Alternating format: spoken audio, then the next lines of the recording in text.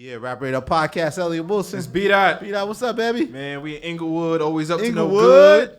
Up to no good? Yeah. Inglewood, what up? Shout out to the neighbors, shout out to the families, you know what I'm saying? That's our good All the friend. gang establishments in Inglewood, all the good gang members and stuff, you know. Kept a bag over here, Fred? Kept a nigga safe all day today. No beef over here, though, right? Oh, nah, I don't never got no beef on the red side. I'm always good everywhere. It's Everywhere our I good go. friend Freddie Gibbs, baby. Yeah, Freddie man. Gibbs. On any side, blue side, red side, yellow, pink, nigga, whatever gang you claim, you can't fuck with me, nigga. It's all good. Haven't seen you in a long time. I don't know what to call you. Freddie Pendergrass, Freddie Gibbs. I just been chilling, man. You know what I'm saying? You know, we talk all the time, man. Yeah, you act like we don't talk. You sound like one of my ex-girlfriends, What do you man. guys Well, talk about? we talk, me and B-Dot talk all the time. yeah. We gonna put you in the That's text because I'm group. light-skinned? I don't get the call? Hey. We got to put you in the group chat, Elliot. Yeah, we're gonna put you in the group chat. Me and B-Dot be talking about some shit. Like, if our group chat came out, like, if we screenshotted this shit, it'd be fucked up. Our careers would be over. Yeah, definitely. So where did you had this idea to do the album cover, the R&B, the Teddy Pendergrass. Yeah. Fucking brilliant move. But Yeah. like, is it even surprise you how much people ran to that? Like, it's been such a huge impact. You know what? It definitely surprised me because I was like, wow. Especially when I saw 2 Chainz post my shit, I was like, damn, that's tight as hell. Like I really, you know, I was like working on this thing because you know what I'm saying, I'm done with, you know, that Madlib album. So I just been sitting on that. The bandana. So you're sitting on the bandana. I'm sitting on it. Y'all ain't even Why are you ready. making all these internet rap nerds cry, man? Why are you sitting on that? Because I got money. I don't got to put it out yet. I'm straight. I'm good. I can put it out when it's time to put it out, and you know that. But that's the beauty of Why this. didn't it feel time to put it out yet? I just wasn't ready yet. I wanted to do something else first. You know what I'm saying? I was like, man, I want to do this first. I don't want to put that out yet because I feel like, I don't know, that might be my last project. Whoa. Nah, I'm lying. Nah, I'm joking. Nah, I don't know, man. But it felt like a serious project, and you felt like you were... Exactly. I feel like it's be... so serious that I have to like kind of like wait to put that out because it's like, you know, I'm talking like recording over something like over like a course of like 3 to 4 years. You know what I'm saying? So it's like a lot of things that was, you know, going on, like, you know, with the jail thing and all of that stuff, and it was a lot of things that I wanted to culminate in this album. So I just wasn't ready. I wasn't ready to put it out yet. But with Freddie, if you almost threw fans for a loop, even me for a moment, because we saw the cover. I thought you were doing R&B songs. The infomercial. Exactly. That's what I wanted to do, man. Because you know what, man? Like, when I was making the music, I was going in, like I said, since I've been rapped the Madlib album up, so I started going to Kenny Beat Studio. So when I was just going over there with Kenny, I was just listening to what him and Key was doing and stuff like that. And I was like, man, let me get on some of these trap beats real quick. And then like, in like a week or two, it's like, shit, I had this whole shit recorded. And I was like, damn, man, I don't want to wait till after I put the, you know what I'm saying, Bandana out to put this shit out. Let me put this shit out now, my nigga. But that FLFM, like, you show you could do stuff in that style. Yeah, that's what I'm saying. I can do whatever. I'm the most versatile nigga, period. I've been telling y'all this shit for years. I don't know what it's going to do to get y'all to understand it, but no other nigga walking God's earth can rap like I can rap, okay? It's out there. But even doing the R&B style, like, would you ever, like, put together, like, an R&B Hell kind of yeah, album? I could do that, too. You didn't hear him on that Feel Like Fucking Me? He lost in that shit, man. Come on, man. Nigga thought he was Drake in that shit. I love that shit, man. I definitely do. I'm definitely gonna do an R&B album sooner or later. You know what I mean? Like, you know, the way we marketed this, it was just, you know. So when did they hit to do that? And like you said, you did all that shit in your house, right? Yeah, I did everything. I recorded the album in my house, shot them infomercials in the house. Lambo just came over. We just got high and we just went at it, man. Like, it was just, I just wanted, you know what it was, man? Like, one night I was just up late at night and I was like, man, we got to think of the artwork for this shit, man. And like, me and Lambo, because we was going to call this shit, at first we was going to call it Cain and Abel. It was going to be like some evil twin type shit. And I was like, man, fuck that. I was like, man, I don't got to prove to these niggas how I'm hard or I'm street. Like, I don't have to do that with my art or my title or no shit like that. Man, let's just call this shit Freddie. I seen that Teddy album cover and I was like, all right, I got to do whatever I got to do to recreate that because I can't do it in a corny way. I can't fuck it up. Yeah. I was like, I got to do. So we got a photo shoot and all that. Photographer set up. Got the girl that you know, that was bald head, like the bald head motherfucker. Yeah, who was the girl? I was gonna ask. Man, my homegirl Nunu. Shout out Nunu. She came through and she did that. I was like, man, yeah, she got the bald head swag going. I'm like, it's all good, just like the girl on the Teddy cover. Yeah. So, but you know, but you so crazy. So the infomercial though, you had to cut all these other songs though, right? All those songs in the infomercials are real songs. Like Whip Appeal, Babyface. Nigga, all those Lambo got all them songs right now. What Lambo? He got all those songs. He ready to drop. Some of them songs for people that don't know, like some titles, for example. Whipping Dope with Tyrone. What's another one? Well, oh yeah, bitch, clean them sheets. Let's make some cash. That's my favorite one. Let's make some cash. You know what I'm saying? So you know, yeah, we got a lot of songs. Lambo, he itching to drop that shit, man. He can't wait to push go on that shit, man. So, but on the actual album, a lot of coke talk, man. A lot of drug dealing talk. Man. Yeah, We're correct. Talking a lot of shit on there. Yeah. About, I feel like you still out in the Gary doing some evil stuff, man. What's going on? Nah, I've been chilling, man. Honestly, I just was having some flashbacks. That's it. Whipping that Richard Pryor, man. Whipping that Richard Pryor. I mean, you know what, man? A lot of my homies, you know, still do what they do. So, they, you know, I ain't never far away from it, but I don't do none of that. I'm a law-abiding, tax-paying citizen. Trump, you heard that shit? Don't fuck with me. It seems though like your songs are more condensed this time around. Like the verse is a little bit more quicker. Is that everything was like real quick? Everything was like with this, you know, with this Freddie tape, it was like a I don't know, man. I ain't really been writing shit, so it's just like I've just been going with the feeling. If the song feel like it need to be 2 minutes, it's got to be 2 minutes. Stop it right there. Like I don't feel like niggas want to hear a 8-minute song no more, or a 6-minute song, even a 5-minute song no more. I feel like, man, music, we just at a point now where it's like everybody just want like that quick, cheap thrill. It's like crack era when crack came out. You know what I'm saying? That's what streaming is. It's like first it was like soft cocaine and niggas was freebasing it. Napster was the freebase, and now the motherfucker streaming is the crack. You know what I'm saying? So now it's all rocked up and it's just fucked up. You know what I'm saying? And that's how they want it. But you was on it though last album. You Only Live Twice. That was only like 8 tracks. Yeah. Niggas be stealing my shit. Yeah. It's all good. I mean, you know, shit. I mean, I be setting trends, man. Like me and Lambo said, you know. Notice I always mention Lambo because all the concepts come from me. Explain who and him. Lambo is to people that don't know. Lambo is my business partner, my manager, my best friend. He found me, discovered me, everything. All right, enough about him. But yeah, how do y'all love you, motherfuckers keep Lambo. it together, man? I don't know because he a white Jewish dude and I'm, you know, a nigga from Gary. But it's just we the You odd said couple. you didn't even know a Jewish person till you moved to I California, didn't. right? Him You and, never met a him and Jewish Archie person. was the first Jewish people that I ever met. Wow. Him, Archie, and 3H, they was the first Jewish people that I ever met. I was like, wow, okay, cool. Then I understood the concept. I didn't know what it was. I don't even think I met like I said, a Filipino person or a Chinese person in Gary. Growing up in Gary. Because I mean, and like I said, I don't mean that shit to be funny or racist. I'm telling the fucking truth. Like I didn't see it. And so when I came right here, I was like, damn, shit, okay. It's really all these people in the world and shit. So, right. But for you know, and thought it Lambo was to all have this niggas. partnership for so long, because you've had your ups and downs with these labels and being blackballed to a certain extent and all that, like, how do you guys continue to like keep the partnership strong? Man, because we friends, man.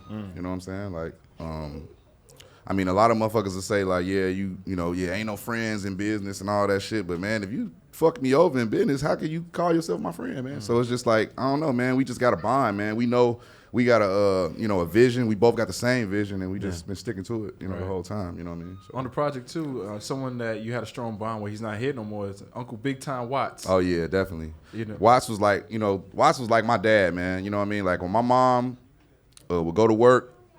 You know what I mean? And my dad was at work or wherever the hell he was at. Like, while I was there with Watts, you know, like, Watts taught me, you know what I mean, everything about the streets. He taught me about girls, about drugs, guns, everything. You know what I mean? I ain't gonna say that he just taught me negative shit because he definitely gave me other life lessons. But I mean, you know, that's what he was immersed in. And, you know, I was just a witness to it. And, you know what I mean?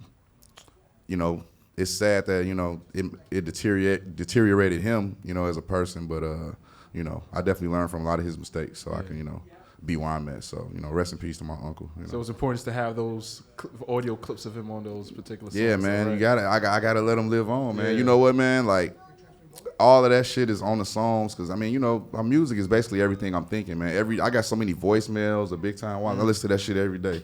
So it's like he not even dead, you know what I mean? I feel like he called me every day for like the past 10 years and left me a voicemail. So I got different ones. I'm still finding shit on my phone. I'm like, damn. So. I used to put him on the gram. Now you got all other kind of crazy stuff on your Instagram. Hey, man. What's going on with your social media strategy, Freddie you Gibbs? Hey, man, my your mama IG complained. is pretty intense, man. I know, man. My mama been complaining about it, man, because there's been some gruesome stuff on there. It's shit just is funny to me. You know what I mean? I just, you know, when I see a nigga get ran over by or kicked in the face by a horse, I don't know. The shit just be funny to me, you know what I mean? I don't put no, like, kids getting hurt on my shit, though. That's the only thing. I don't take it that far, but, like, I don't know. Like, I just put funny shit, man. Old black men cussing. That's what I really like. Old black women cussing. You know what I'm saying? So... And where you find this? You're like scrolling YouTube? Like, hey, you know what? I'm going to keep it real with you. Everybody asks me where I find this shit. My fans be sending me this shit. They be emailing me this shit. They just send me all this shit. I'll be like, all right, like, here's some ignorance, Freddie Gibbs. Yeah, I mean, sometimes I get on my searching for bullshit when I ain't got nothing to do, like when I'm on the plane or some shit like that. But for the most part, niggas just be sending me this shit. They be like, post this, dude. I'm like, all right, okay, cool. But you said you got in trouble one time with the Trump supporter kids. They was at the. Oh yeah, the nigga mama said they gonna sue me and shit. I'm still waiting on that shit. You know what I'm saying? So they can contact my lawyer. My lawyer, the motherfucker say link in bio, nigga. My lawyer information in my bio, motherfucker. So but the little motherfuckers wore some them Make America Great Again hats to the Black History Museum in DC. Yeah. I just thought that shit was inappropriate. You know what I mean? Like, I don't, because there's some motherfuckers in here that probably voted for Trump. I'm not knocking you if that's, what you did. I'm not knocking anybody's political decisions or whatnot. I think that a lot of the shit that he's doing is way outlandish and, you know what I mean, and fucking racist. So, I mean, I feel like that hat, it's like a representation of it, you know what I mean? Right. That, so I just had to say something. I shouldn't have said nothing because them crazy ass kids. No 7-song Freddie Gibbs album? I feel like Kevin Durant getting in the DM with these little kids talking shit, man. I gotta stop doing that shit. You too, KD. Quit doing that shit, man. God damn it, man. Yo, I saw the album too. You kept it kind of short with the features. You got 03 Greedo on there though. Yeah. Death Row. If it wasn't shit, I mean, you know what? I walked in the studio. Because I didn't know what Greedo was. I kept hearing about him and shit, and I was like, damn. And then I walked in Kenny's studio, and I was like, man, this shit is crazy. This nigga is ill. So when he came through, he just did a verse. I wasn't going to put no features on. I don't fucking no rap niggas, man. But you put your daughter to work? She got like the background vocals on the last track? Yeah, man. She won't publishing and shit now. She talking about, Dad, what publishing? I'm like, nothing. Nothing you got to worry about. So, yeah. Like she 3. She like, I mean, she be at home with me. Since I put my studio in my new house, like, all she do is just follow me upstairs and watch me doing what I'm doing. So, it's probably going to rub off on her, in some way, shape, form, or fashion. But she like it. She like making music. She like singing. She like beating on drums. She just like making noise. She 3 years old. So that's Diamonds too. She's just like singing in the background? Yes, sir. I got other songs with her too. Oh, man. Mm-hmm. On that too, you said, I can't lie. I still love my baby mama. Yeah. Yeah, so you're... I love all God's children.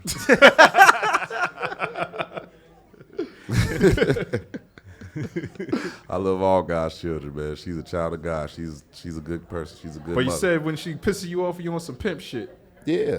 Don't you when your girl piss you off? Don't you be on some pimp shit? No, me? What? I mean, okay. I ain't gonna. That's not what you guys talk about. That shit in the text group. Let me say that for the text. That shit in the text group. Hey man, it is what it is. We good. We cool. But also, you said like you have trouble sleeping on that same track, like yeah. On that track, that would see. Okay, now y'all dissecting that shit. Y'all dissected that down. Man, I got no look though. Like on this whole album, I wasn't trying to be too serious. You know what I'm saying at all. I was having fucking fun. He said, I can't lie. I still get high on prescriptions. Sometimes I go weeks without no sleep. I'm in the 5th dimension. Correct, man. Man, like that was a powerful line. That's crazy. Y'all caught that and said that. I mean, like, I just I was in a space, like when I left Austria, I couldn't sleep. You know what I mean? Well, I wasn't getting no sleep at all. You know what I mean? Well, I was just up all kind of hours of the night, just, having anxiety, and you know what I mean? Because that, that whole thing over there was a shell shock. Right. You know what I mean? So, I was just referring to that. You know what I mean? I ain't going to rehab or no shit like that. I ain't got no drug problem. Don't be looking at me like that, Elliot. You looking at me like, niggas, you looking at me like, niggas, you on that blow? Nah, nigga. You smoke crack, don't you? You smoke crack, don't you? Look at me, boy. Don't you smoke crack? Dude, expeditiously, Gangsta Gibbs. I just drink water and work out. That's all I do. I smoke some weed. That's it. But you also, I remember something you were saying too, like going through that experience though, like you like this record, you feel like you're almost having fun making music again, right? Right. Like that was hard. It wasn't easy for you to transfer like from coming through that horrible experience. Like even though you was acquitted, which people should be clear on. Yes, let's be clear on that because y'all niggas ain't acquitted. Yeah. And that's when we were saying this was before really the Me Too thing kicked in and everything. But you were falsely accused. You were acquitted. Definitely. But it's hard to get out of that dark place. So isn't that connected to the same thing of having trouble sleep? It's just because and not to be angry about the situation. Yeah, because you know what, man, like you said, that was at the beginning of that whole Me Too shit. So I didn't know, you know what I mean, if my name was gonna be fucked up, after that. You know what I mean? Like, because there's a lot of niggas that didn't do shit at all. And they, like I said, they didn't have the ability to go to court or the chance to go to court and, you know, prove themselves innocent. You know what I'm saying? So they just got, you know, they was on a trial by social media. Yeah. So, you know what I mean? It's a lot of motherfuckers who like losing their careers, losing their lives behind, you know, accusations. And, you know, I can't sit here and say that all the accusations are true, but I can't say that all of them are false. You know what I mean? I could definitely say that I'm an advocate for motherfuckers that's getting falsely accused. Yeah. You know what I'm saying? But at the same time, you know, I got a daughter, you know what I mean? I got a sister, you know what I mean? A mother. So how would I feel if somebody, you know, violated them? So I understand, you know, I'm not mad at these women coming out and saying what they got to say about these niggas. I hope they, you know, expose each and every last one of these rapists. Right. You know what I mean? Because I think, you know, that ain't no way to live, man. But, you know, I will say this. I wish that, you know, it would come out like ASAP. You know what I mean? I wish that, you know, they'd just say something immediately. I don't like when they wait 10 years, 4 years. Nah, tell me now. You know what I'm saying? Like, that's what I'm gonna preach to my daughter. If anything, if you ever get violated, anybody do something inappropriate or just the slightest thing, tell me today. Don't wait. Please don't wait. Tell me now, and let's handle that right now. You know what I mean? Because when you let time go on, it just leave. You know what I mean? Yeah. So many, you know. But you know, like I said, but at that same rate, you know what I mean, it could be difficult for some of those victims. So I can't shy away at that. I can't, you know, sneeze at that because, you know, it's a psychological thing. So, you know, it'll never be all the way right, man. We just gotta, you know, live. How did you say psychologically strong? Because you was incarcerated for like 6 months. Correct. Right? In Austria. What's that experience like, and how were you able to? I was just, you know what I mean, writing raps, writing a bandana. So, you know, I just kept busy doing that. Like when I was locked up over there, I just focused on the music and then try to think about the trial. Like I said, man, I knew I was innocent. I knew it. I didn't do a thing. So there was nothing for me to worry about. The only thing it was just a tedious situation. You know what I'm saying? Like I didn't want to have to go through all of that. You know, flying my family all over there and spending all that money on lawyers and just missing shows and all that stuff. It was just a big setback. Like I said, I knew that I was gonna get acquitted, of course, but you know, it was just a huge setback. And like I said, it could have fucked my name up if I didn't go through the court and actually get acquitted and everything, you know, be out in the open. Right. And even though you were there for a long time, I thought you were never going to go back to Europe. But you did go back. I went right back. Yeah. Exactly, because I didn't do shit. Right. So I went right back, you know what I'm saying, and did another tour like it was nothing. Right. You know what I mean? Because you have a strong fan base. Exactly. And I'm going to go back again. Fuck them hoes. Shit. Not literally, though. Nah, yeah, not literally. Hell nah. I'm just saying, like, they ain't gonna stop my money, though, at all. Not at all. So you didn't feel no kind of way, like you had no grudge, I guess, against the continent or the countries in particular? Nope, I ain't got no grudge against nobody. You know what I'm saying? I mean, you know, them girls that did that to me, I mean, God bless them. You know what I mean? Whatever kind of fucked up energy you put out there, you're gonna get it back. So, you know, vengeance in the hands of the Lord, man. So I ain't got to do nothing to nobody. You know what I mean? Right. So was it therapeutic to record a song like Homesick on the last album? Correct. Right. Definitely therapeutic. That whole You Only Live Twice project, that was, you know, like I said, that was me just kind of like, you know, sticking my foot in the water. Like, you know, is it cool? Because like I said, man, I didn't know how people was going to receive me coming off that, even beating it. You know what I mean? Because, you know, it's niggas out here that beat these cases and are still guilty. And they beat them because of their money. You know what I'm saying? So I didn't want people to think that, oh, man, like I just threw some money at something and it went away. Nah, motherfucker, like I proved myself innocent. I didn't do a thing at all. I didn't even hug nobody. So, you know, I just wanted to just, you know, let that be felt, you know, and I had to do that through that You Only Live Twice. And just, so when did you feel like you finally felt like you was out of that and I guess putting out that record and the reaction to that, like when did you begin to feel like? After I did the tour for the You Only Live Twice. Yeah. And you know what I mean? And I was going around the country and places and I was like, all right, cool, I'm good. I'm good out here. And you know what I'm saying? It wasn't nobody coming up yelling no stupid shit or, you know what I mean, or making me feel bad, you know, and the music got well received. So, you know, that's all you can hope for in this game. Even stateside, I remember you had a show in Atlanta and that response was crazy. It was crazy. That's what I'm saying. Like when I came back, they wanted me back. So when I felt like they wanted me back, then I was like, all right, cool. You know what I mean? I didn't want to force it. You know what I mean? Like I didn't even know if I wanted to rap no more when I came back from there. I was like, man, let me just focus on some other shit because this shit is crazy. If I could go do a show and somebody that I never even gave a handshake to could say that I did something to them and I can go to jail for that, and I don't even want to do this shit. I don't want to be a public figure no more, man. Fuck this. You know what I'm saying? Right. Yeah. And this year you're gonna go back on the road for this Freddie project, right? Hell yeah. Because like I said to you earlier, I see you start off wearing the suit and then you end up like in your boxes at the end of the show. No. I'm not pulling a who did that, Lil Pump and RJ. Nah, I ain't getting in my drawers on stage. I'm not like them niggas, but nah. I mean, I started the show off in the suit. I just did one show, since I did the project, and it was cool. It was, we had the neon lights up there and all that. Had Teddy Pendergrass suit. You said you want some roses for the ladies? Lambo, you ain't getting my goddamn roses. I told that nigga to give me some roses. He ain't get them goddamn roses. So next time, nigga, get 5 dozen roses. We gonna throw that shit out there. You got a lot of ladies at the Freddie Gibbs shows. I'll be surprised, man. We about to do a whole ladies only show, man. Ladies only, ladies night. You know what I'm saying? And B-Dot gonna sneak in. We're gonna be backstage. Oh yeah. Y'all, see all the homies. All the homies gonna have their own little section. You know what I'm saying? But it's all good. It ain't gonna be too many homies. You know what I'm saying? But you saying it's hot performing with that suit on, though, right? It's hot as hell, man. You be sweating like that's why I don't know how them niggas used to do that shit back in the day. Especially big niggas like Barry White. Like how the fuck you nigga run through 3 albums worth of shit, titties sweating. Everything, man. Goddamn. But, it works out, though, man. My show's always intense. I think I'm one of the most intense performers, period. You know what I'm saying?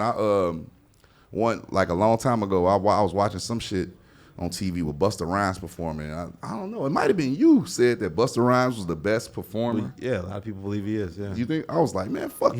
He set a standard that people... Yeah, he set a standard. And I was like, fuck that. I got to be as good as Busta Rhymes on stage. So you started watching some of his shit? Hell yeah. That motherfucker don't take a breath. You know what I'm saying? So I was like, okay, I got to, you know what I'm saying? That intensity, yeah. Right. It's hard to pull that off. Right. And then I see these little niggas now, they be on so much dope and out of shape. They just like... That trips me out because I go to your shows and you smoke, but you don't really get out of breath. Nah. I'm conditioned for this shit. I'm Freddie Gibbs. I got to train to be Freddie Gibbs, nigga. I'm not training for basketball or football or no shit. I'm training to be a blunt smoking, Glock toting rapper, nigga. Boxing and all that too? Boxing? Yeah. Oh, yeah. On the low. I don't want y'all niggas to know what these hands talking about. Shout out to Wiz and Snoop. Y'all niggas doing that goddamn karate. Karate chop it ass, nigga. Dragonfly Jones ass. No leg sweeps for Hell you? nah. Call Wiz and Snoop. Them niggas will do that karate shit. That's that kung fu rap. rap. I don't do that shit. Nigga. I got a Glock. I don't do that goddamn shit. So right cross or left hook? What's the strongest? 40 Glock. I ain't fighting none of y'all niggas. Oh, Glock man. 19. Come get it. Well, Fred, man, I mean, we're known for you in the rap world, but what about the sports world, man? Remember you used to have the baby. Hey, I know, man. That's how this shit started, man. Rap Radar, me writing them calls. You know what? I was just on Bomani. I was talking to Bomani yesterday, man, and I was like, dog, I need to get me a goddamn job at ESPN, man. Y'all need to let me. He's like, man, you can't stop cursing. I'm like, oh, yeah.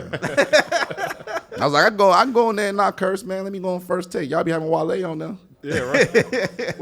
So shout out to Wale too. That's the homie. So what's your your take right now going on in the sports world? The biggest thing's LeBron, right? Man, I'm so I'm a LeBron stan, man. So I love LeBron. You dropped LeBron like twice on this album too. You said something like trade these hoes like Kyrie. I'm LeBron. I'm LeBron mafioso dog. LeBron, the best player of all time, man. Come on, man. All time. I mean, Jordan a little better. Now Jordan a little better. Jordan a little better. He definitely better than Kobe. Yeah, we in LA, niggas like, man, come on, man. Like, so okay. I heard you, Bomani, you made a good point though. You said this knock you had against Kobe is that he emulated Jordan's game a little too much. I feel like with Kobe, I seen that already. You know what I mean? I love now. Don't get me wrong. Like Kobe's the one top, like I said, top 10. Yeah. But LeBron just he changed the game. I never seen that. I never seen a nigga 6'10". 280, you know what I mean? Like running a point, doing he could do everything on the floor. And he could guard any position, he could play any position. You know what I mean? But they're gonna be trippy seeing him in that purple and yellow though, right? It don't look right.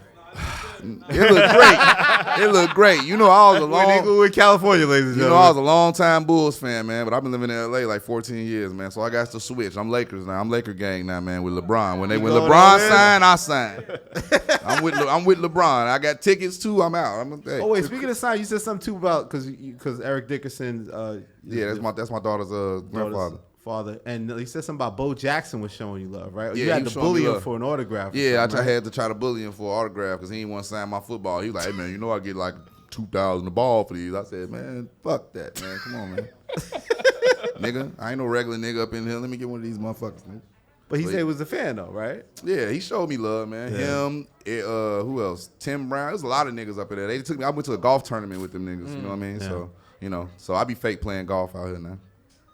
Oh shit, Sportsman. I'm trash at golf. And then now though. you trying to be an actor, man? What's going on with that, Hey, man? matter of fact, I'm supposed to be on set when I leave here. I left set to come to this. Oh, You know what I'm man. saying? So yeah, I'm doing. It's you your know, lunch break?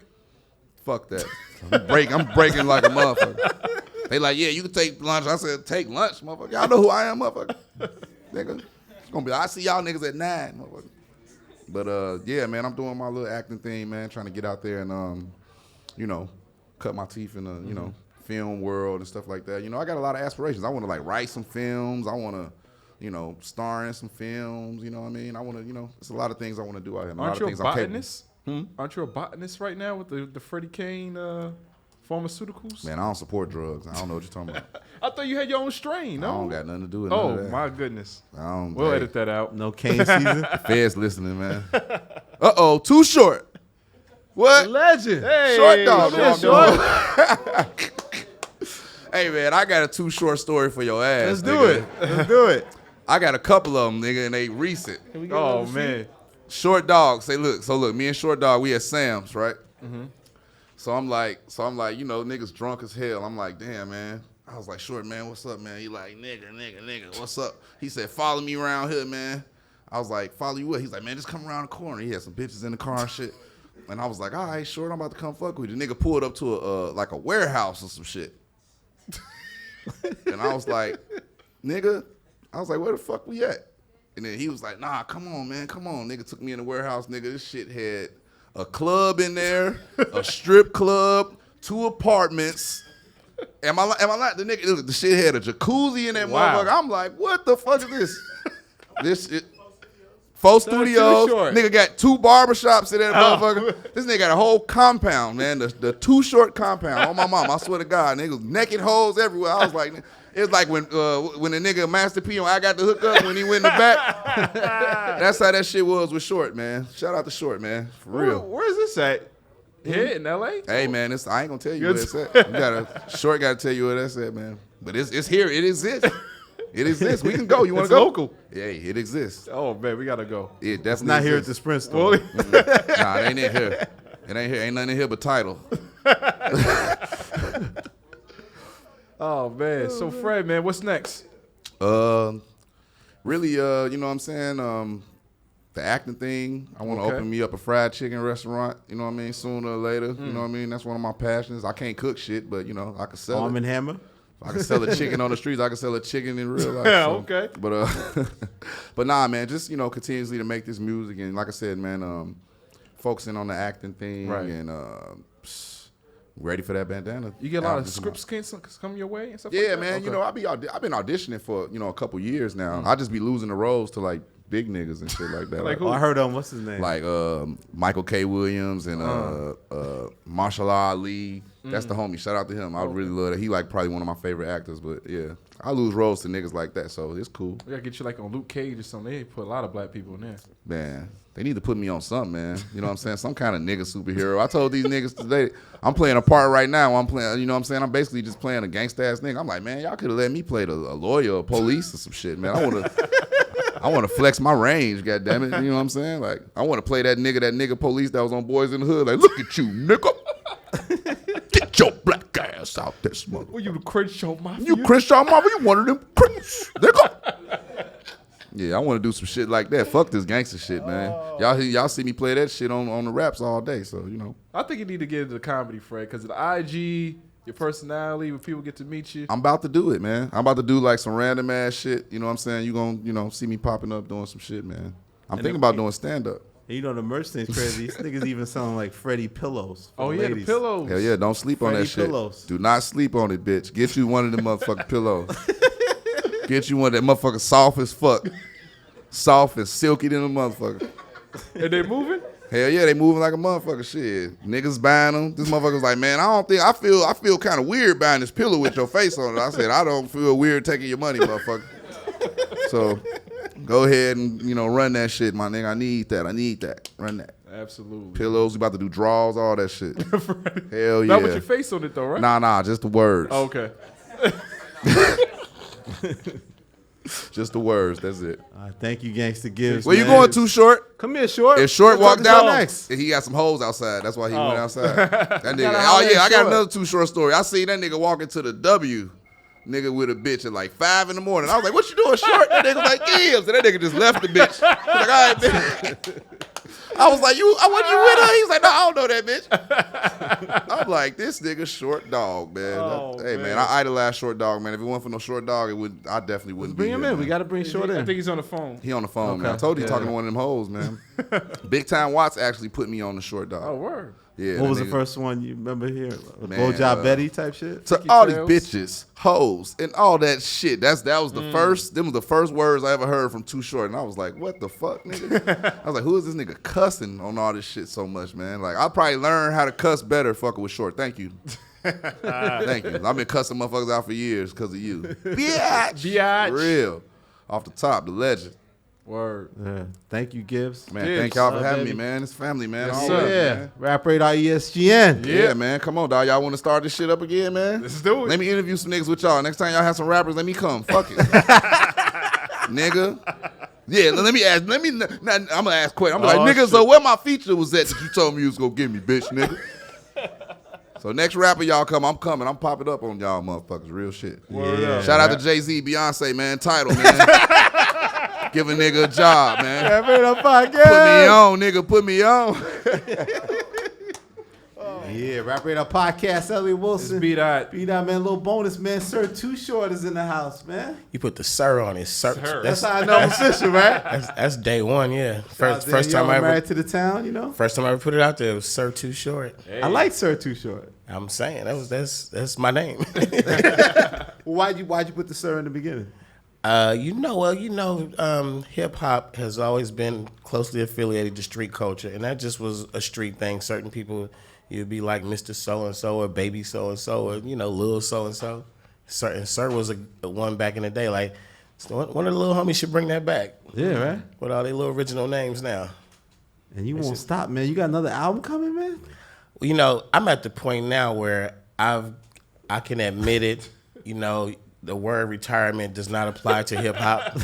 Not just me. Like none of us can stop rapping. Like even You was one of the early ones with that retirement scam. Yeah, you I tried to remember pull off. watching it. I think it was the show, and they were talking about we're about to see the first retirement of a rapper. It was Too Short. I was 30 years old. It was 1996. Wow. Do the math, and I was I just made a statement like I retired, but you can't do it in hip hop. So what I'm doing now is I'm just making a lot of songs. You can name it this, that, EP, playlist, whatever you call it. I'm just making songs, man. But I do have an official album coming. It's called The Pimp Tape. But I don't want to be the OG artist that he's like, oh, the OG dropping the album. Oh, the album was dope. And that's the conversation. I just actually want to make a lot of music, and you call it how you want to call it. It's the same formula I always had. We go in the studio, we make sure it's a lot of bass, and we talk a lot of shit, and then put it out, and it's just let it do what it do. What keeps the fire burning to want to do that? Well, I think in my case, I'm a music guy. I'm a music guy where sometimes you have like these really dope rappers or these different elements of what makes a dope song. People who bring stuff to the table. I'm a guy who from day one, if you go back to name a Too Short song, I was in the studio making that song. If I didn't make the beat, I told him turn the hi-hat down or don't let that play there, or just I've never had a Too Short song mixed, like very few, where I wasn't in the studio at the mix session. I go to the mastering session, like everything. Like I'm telling the guy from song to song, bring it down a little bit, or stop it right there, whatever, and start it right there. So I'm hands on. I just think that comes from being in the elementary school band, not the high school band, but the elementary school band, middle school, and I marched in the marching band for a year or two, and the only thing that got me away from being a musician was hip hop, was the streets, was just, coming of that high school age, and they gave you an alternative to being to making music, which was right before that, it was just, I'm gonna be in the band. Yeah. And then I was right at that era where it's like, the band is now the DJ. And I just took to it. Yeah. So I got the love for the creative process. When you got in the game, though, Danielle's told me the stories. You definitely always had the street element. You was one of the first rappers that had like the posse with them, like the crew with them, with jackets and like when y'all came in the spot, it was official. Like Short Dog is in the house. Yeah, because we the way we saw it, man. I came up with those around a lot of those 80s, mid 80s, late 80s D-boys who just had the disposable cash and didn't really have the right guidance what to do with it. So they did a lot of stupid stuff, which was, you know the story in every city. They flashed it out with the cars and the jewelry and just whatever. And, the hip-hop was portraying the image at the same time, whether we was preaching about it or pretending to be it or actually whatever it was. It was always side by side. So I just I come up around those money guys and just we just kind of we like to represent Oakland, because Oakland, all we had at first was Too Short. Then we got Hammer, we got Tony, we got In Vogue. It started having character. But when I came in the door, it was just Too Short and Oakland. I literally used to walk in places and they're like, okay, how many you got with you? I'm like, the whole city's with me. The city's behind me. They're like, how many? I'm like, it's about 700 of us. Like, I'm not faking it. And I've carried the city, man, for a long time. So, I got a lot of love in that town. Yeah. And the younger rappers got a lot of love for you. Like, what do you feel about, like, the reverence that the newer generation has for Too Short? Well, I get it. I take it like this. I've been making records. I had records that were hot in the streets in the 80s, the 90s, the early 2000s, the 2010s. I've been, at some point in time in everybody's life, I was somewhere in the vibrations of music that was playing on a underground record or a club record or a street record, just whatever, whether it be a single or just be like a guest appearance on one of your favorite rappers' projects. So that being said, they're little kids, like literally little kids who, were getting their diaper changed while Blow the Whistle was bumping in the background and mama just jamming, so it's in you. And I do shows to this day. I'm 52 years old. I do shows and it's like no old people in the crowd. And I'm like, how do y'all know the words? Right. But it just happened, bro. It's one of those things. I'm rolling with it. I'm hip hop till the wheels fall off. So basically the retirement thing is not an option, because the phone keeps ringing. We still keep doing studio sessions. We're still doing it. Yeah. Talk about Blow the Whistle. Like, to me, it's crazy that you did so much, but to me, that's like, is that your signature biggest record? Well, it's funny because I made that record when I was 40 and I was 20-something years into my career. It's like, you don't get a signature song at that stage of your career. Insane. But I've never seen it. It almost, Lil Jon is my guy.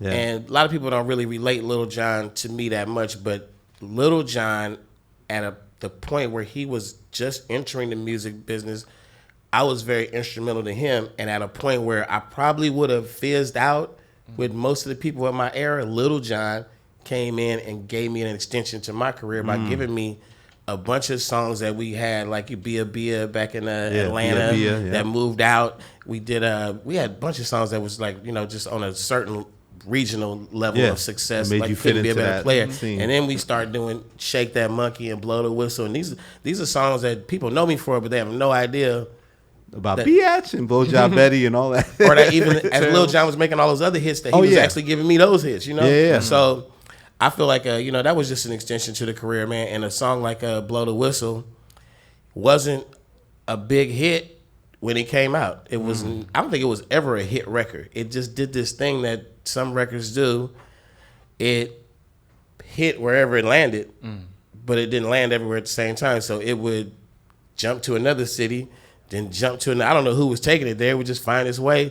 And then, it was pretty much said and done. And then somebody pissed Jay-Z off about LeBron James, and he broke out the remix. And I'm like, it started working its way from New York back. I'm like, damn. So it's one of those songs where producers have come up to me and said, man, I just want to know, man, what did y'all do in the studio that day? Like, what was the magic? What's in there? Like, but you could be the greatest songwriter, producer, and you can never predict what timeless is. You just make good music. Some of it hangs around forever, and some of it don't. When we made that song, I wouldn't have said that's the one. Yeah, it was hot, but I'm like, but it never goes away, and it's like the most probably the most feel-good song I've ever made. Yeah, it's like a fun record in a sense, right? And I always talk about the vibrations. It's something that song does something. The guy told me a story that he could stop his baby from crying just by playing that song. A baby. You could probably make a baby from another Too Short record, though. I've heard a lot of virginities were lost when Too Short was playing in the background. Because the reason why is because a lot of guys they need swag music while they going for it. So you got to put on some music that's saying you can't say suck my dick, but if the song keeps saying it, you might get your dick sucked. The vibrations. But you mentioned Jay-Z. Like you and him have a really great connection besides from Blow the Whistle. What is it about you and him that always makes magic? I think that Jay is a smart artist. And we know the business game. I'm just saying a smart artist because early on he wasn't the typical New York ego that was like New York or nothing. Early on, I was told by him, Biggie, and others, mainly like Brooklyn, they were like we like that outside shit. We like that West Coast shit. We like that down south shit. We was bumping that shit when the rest of New York was like it's trash. It was like we was bumping it because of the shit talking and the funky music. So early on, Jay was reaching out, literally, personally, saying, man, let's do a song. So he reached out to Scarface. He reached out to me. He reached out to UGK, like cats way outside of what you would think was typical for him to affiliate with, for him to collaborate with. But, in the long run, man, it was a smart move. It got him a lot of fans. Maybe he was thinking about it like that. Like, if I do a song with Scarface, I'm going to pop in Texas. That's smart. I do stuff like that, so... One of my favorite Jay-Z songs is your collaboration a week ago. Do you remember how that one came about? Well, that was all Jay. Jay's he's a I know exactly what I want kind of guy. And on that particular day, I do songs like this from time to time. I come in the studio and he's like, say that. It wasn't like the other songs where we like, let's sit down and collaborate. He just basically said, I want your voice to say these words on this song. So it was a beat just in and out. I do remember that session. That was the day, I get this in retrospect, but now I remember it happening, but I didn't know it was like of that magnitude. It was a guy in the studio who just got his moment. Like it was like almost like he got an audition or some shit. Like he got the floor and it was a room full of people, fly-ass studio, and this motherfucker just started rapping and everybody started paying attention and he was rapping and everybody was like, damn. And it turned out to be Benny Siegel. And I knew later on that was that guy, but then somebody was like, that's the day Jay first heard him. Like that was his debut, his fucking his audition for Jay, and it got him that moment. Yeah. So it was a lot of magic in the room that day, Wow. Yeah. If that's true. You might want to do a little research to see if that's Google's on that one. Because I get the stories from the incredible storytellers. So. Right. And how did The World Is Feel come together with the Beyond Biggie's album? I got the call from Puff, and if you ever got a call from Puff, he don't really ask questions. A lot of Playboy. He don't ask questions. He just called to play. We're gonna do this. We're gonna do this. The call just came. It came like it just basically came like big once you get on the song. So it was like flight's gonna get hooked up. I was in Atlanta. We're gonna fly up to New York. Blah blah blah. Whatever. It just. I'm like, all right, let's do it. But it was during that time when. It was supposed to be the East Coast, West Coast beef. It was all that stuff. But I used to do a lot of music with Eric Sermon. Yeah, I used to be in New York a lot. I wasn't really on that vibe of like pick a side or something. I'd be around Suge and them, and it's all love. I wouldn't be saying nothing about Puffy or Biggie and nothing, and nobody would be asking me nothing. But, I was just cool with everybody. I've been, I talked about it before, but I was just cool with everybody back then, and you didn't let that situation change anything. Big and Jay had told me some stuff early on that kind of I was of the perception that New York don't fuck with me. That was just my mind frame because I'd look at SoundScan and it'd be like 1.1 million albums sold in the entire state of New York would buy like 1,100 copies out of 1 million. So that was my perspective, and then first. Big told me he saw me somewhere one day. He saw me at an Outcast picnic. Wow. They throw the big picnic every year back then, and somebody called me over to the limo, and he just said, "What's what's up, kid? You got love in Brooklyn." That was all it was. And it was Biggie. I couldn't have told you it was him. He wasn't famous yet. Yeah. But when he got famous, not shortly after, we jumped on a tour bus in Atlanta one night just to do the rapper, powwow. People don't know I lived in Atlanta for 15 years. Yeah. I don't live there now, but I lived out there for 15 years back in the 90s, early 2000s. And we jumped on the bus with Big to do the rapper smoke out and shit. What's up, homie? All that, love. And he told me, he said, you remember that limo you came up to? He's like, that was me. I'm like, oh, shit, like damn. And then that's where the camaraderie started. Yeah. And he told me this shit like, man, we used to bump that Too Short shit back in Brooklyn. I would never have guessed that, them 1,100 copies was sold in Brooklyn or some shit, He's homies.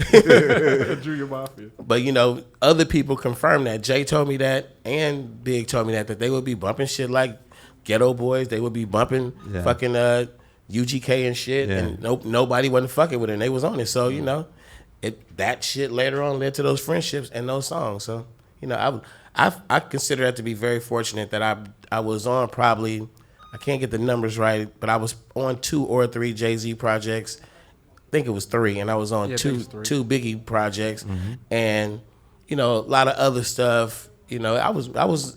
If you go back and listen to when Eric Sermon and Keith Murray and Redman did the album called Def Squad, they only had 1 guest appearance. Short Dog. Yeah. But back then I was proud of those kind of moments and just kind of mixing and mingling with artists that weren't really like fucking with a lot of other artists like that at that time. Bridge that gap in a sense. It's because to buy you some, that was what it wasn't even meant. It was a shorter version, right? And then it just took off. Yeah, right? we're in the studio. We made a little song, and Eric Sermon freestyled his verse like he do from time to time, and it was one of those songs that probably happened in an hour. And accidentally somebody threw it on Atlanta radio, Atlanta strip club, and it just like went crazy. And somebody took it to New York and it went crazy. Yeah, it might have been on New York radio, yeah. They played a trick on me with that song, man. They asked me like very nonchalantly, come up, we doing a little Def Squad thing. It was at Apollo one night. Just we just want you to come out and rap that verse. I'm like, cool. I ain't never did a show in New York in my life. I ain't never been on the New York radio, nothing. I don't know nothing. They didn't tell me nothing. So they doing the Def Squad show. It was a whole bunch of people on the show that night. I think it was like Lil Kim. It was like a cool little show. And I was hanging out like a spectator. My one little verse about to come out. And they said they all knew. But I come out to do my part, and the fucking crowd just goes crazy because I wasn't informed that the song had been picking up in New York. New York radio was playing it. That's the first song that probably New York ever took to my voice. And it was like, that was like the shocker of my life. And it happened at the Apollo, so, big moments. Yeah. That was a big moment. Why was Atlanta so important at that time in your career when you was down there? Well, 1992, Oakland, California, I'm platinum, having new cars and house with the pool, and literally like a large amount of friends of mine, my street homies, all friends, just broke out into a half and half war. And the war, you can beat that space. The war in a small town causes you to have to be very cautious. Like most people involved in that war, like the richer ones, weren't even living in the city. They would live in the suburbs, come in, pow, and leave, or even just have somebody doing their dirt for them while they sit back and watch it with a remote control or something. But I was, I was a street kind of guy, man, hang out in the streets a lot. And I was just seeing how it was going to where if you got a bunch of homeboys at war with each other, it's kind of tricky because you don't know who's double agent, who's setting who up, and it just got tricky. Like guys who was playing it real safe was getting killed, and I'm like, man, gas stations. It was weird little places like they said he walked up to a car and they shot him. Like, why would he walk up to a car unless it was somebody he knew? It was that type of stuff. So I went to Atlanta to the Freaknik '93. And never left. And it was a war at home, and that was my first time just seeing like Daisy Duke shorts and big old ass cheeks hanging out and everybody just partying in the streets. Freaknik is like a 2-3 day event. I probably flew out on that Friday and left like 3 weeks later. like for real. And then my homeboy from Oakland, who also had wised up, so to speak, and moved to Atlanta because he was involved in some heavyweight stuff, and he was like, man, I'm gone. He just left. So he's trying to convince me, man, this is where it's at. And I'm like, man, we from the town, The town. So I went back home, and it was just death. Like literally, I tell people, you don't believe me, go check the murder rate in that period. Oakland in the years 92 and 93. It's the highest it's ever been. They think it's been violent in recent years. It never reached numbers like that. It was just crazy. So August comes around, and it's Jack the Rapper convention. And I go back to Atlanta, no intentions of moving to Atlanta, nothing. And I catch that vibe all over again with the strip clubs. And, this is 1993. Only two clubs had a $10 table dance. That was like Magic City and the Gold Club. Everywhere was $5 for a table dance. Like you go out with $100 bill and have the time of your life. Like literally, I'm running around with the little California green weed and shit, and bitches is like, he got that weed. Like I'm sitting there just kicking the class. Like, what you doing after this? I'm like, well, come with me. Let's go kick it. Weed, like literally, like weed was like gold or some shit. And I was selling millions of records back then. I was like fucking Michael Jackson. I'm fucking going. I'm in Atlanta, sitting at the red light, and the police car pulls up next to me and goes, "Shorty, what's up?" I'm like, this shit don't happen in Oakland. I literally on that Jack the Rapper trip, I didn't tell nobody what I was doing. I went like Saturday morning or something and went because my homie, the first time Freaknik was showing me the house neighborhoods and shit. He was like, "Man, that's $500,000 for a mansion." This one lives here. This one's here.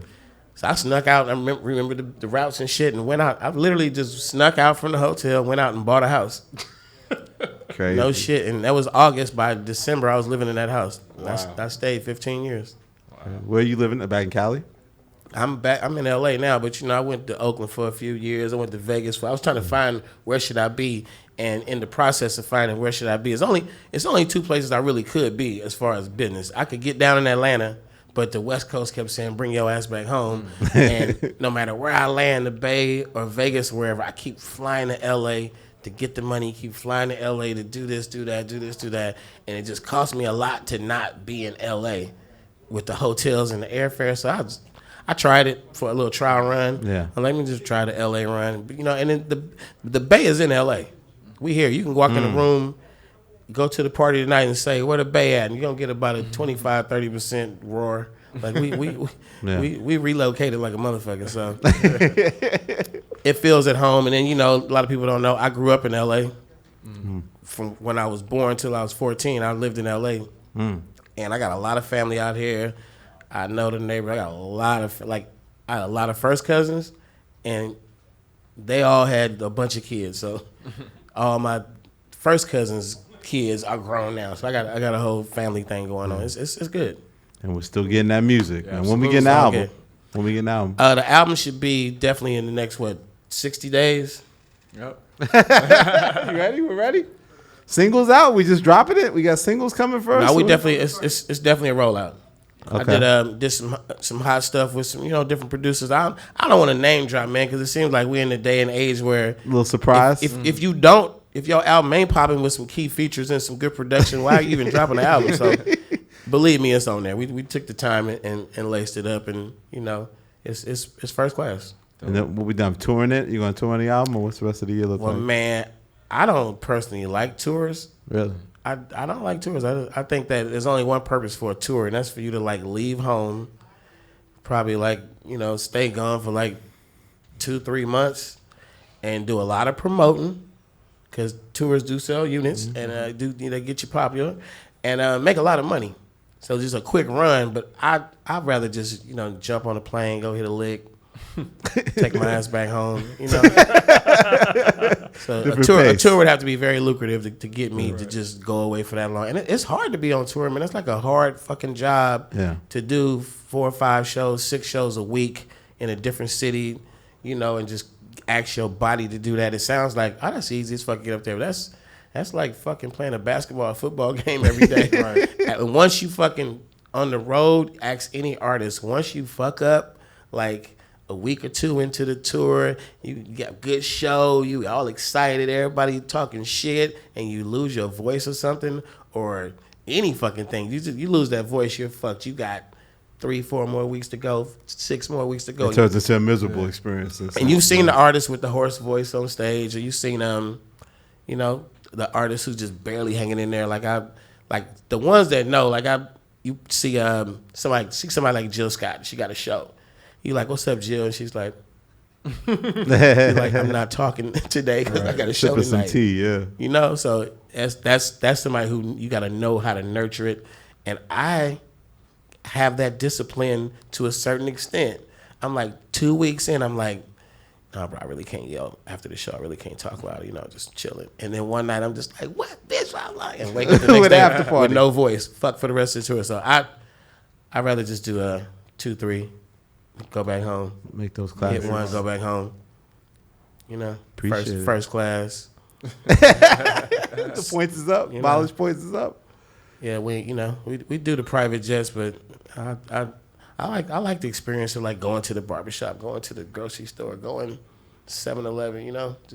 People are like, Short, what's up? So is it just fun? Do you feel like you certify Hall of Famer and this hip hop thing, like this is all just kind of fun at this point? Like it's just it's no a lot of pressure. Fun. It's fun to, you know, to be like, man, I'm gonna just eat McDonald's today, and then they like, no, you don't gotta pay. You know? Or to fucking go to DMV and skip the line. That shit is cool. Like you milk it, man. Like for what it's worth. Yeah. You know, I ain't waited in line in so long. Like I don't even say. No, I don't say who I am. So they just like, waving. Hey, man, you better let Too Short up to the front, bitch. It's going down, bro. Hey, that's how we did that. He popped up Too Short. We gotta get him on the podcast, man. Every single time, man. Well, Sir Too Short. Pressure, man. Yes, sir. Pleasure, just, man. You know, peep the game though.